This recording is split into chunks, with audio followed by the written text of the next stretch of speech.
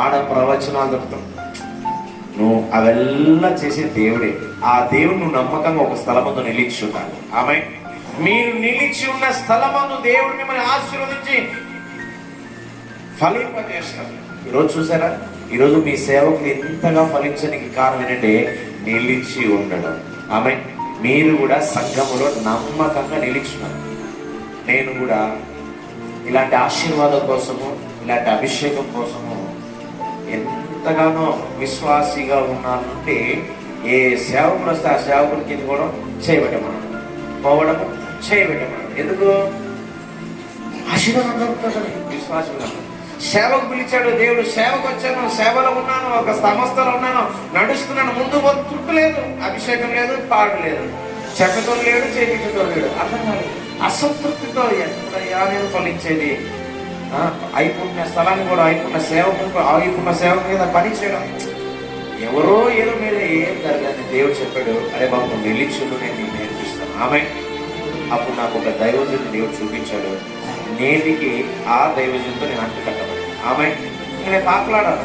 ఎందుకంటే నాకు గుర్తు వచ్చింది, నా మనోనేత్రం తెరపడ్డాయి, నిలిచున్నాను, ఈరోజు నేను ఫలిస్తాను. ఆమె నాతో అంటుగడ్డ ప్రతి సేవకుడు ఫలిస్తున్నాడు. కారణం ఏంటంటే మనము నిలిచినప్పుడు మన దగ్గరకు వచ్చే ప్రతి వారు కూడా ఫలిస్తారు.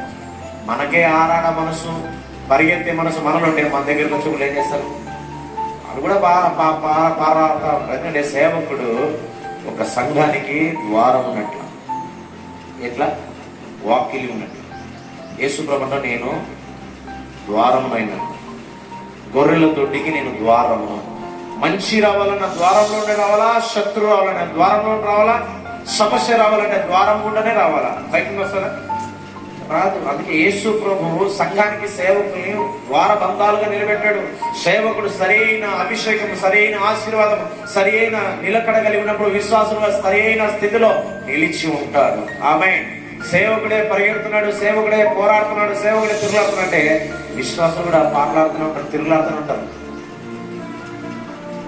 వాళ్ళు కూడా పరిగెడుతూనే ఉంటారు. కాబట్టి మనం అలాంటి పరిస్థితుల్లో దేవుడు మనం నిలబెట్టలేదు. ఆమె చెప్తారా?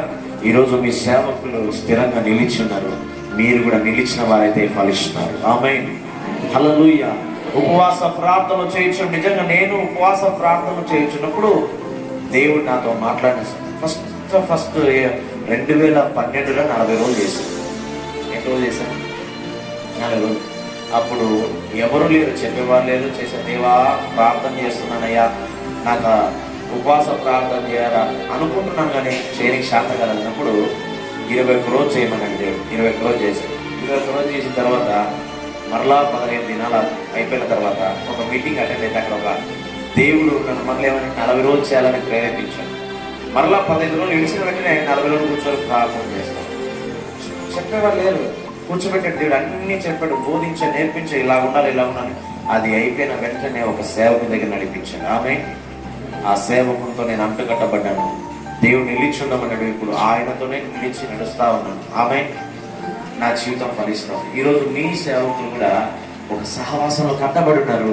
మీరు కూడా పాకలాడొద్దండి. మీ సేవకులను చూడండి, వారిలో దేవుడు గొప్ప ఆశీర్వాదం పెట్టాడు. ఆమె గొప్ప అభిషేకమును పెట్టాడు, గొప్ప దీవెనను పెట్టాడు, గొప్ప దేవుని ప్రసన్నతను పెట్టాడు. మనం చూసినప్పుడే దేవుని కార్యం. ప్రభు ప్రతి స్వస్థత పరిచిన ప్రతి స్థలమందు, ఆశీర్వాదం చేసిన ప్రతి స్థలమందు, జనులను బాగు చేసిన ప్రతి స్థలమందు ఏం చెప్పాడు కదా? నీ విశ్వాసమే నిన్ను స్వస్థపరచను. ఏం చెప్పాడండి? నీ విశ్వాసమే నిన్ను స్వస్థపరచను.